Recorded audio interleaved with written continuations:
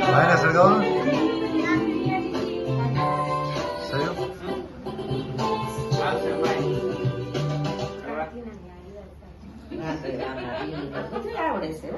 પેલા પંખો શરૂ કરી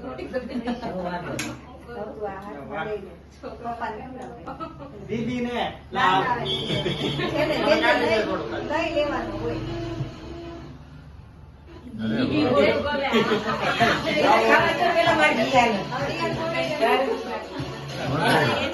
ભૂખ લાગી છે બિચારી બાજુ આડા બાજુ ઉભો બાજુ આડા લે.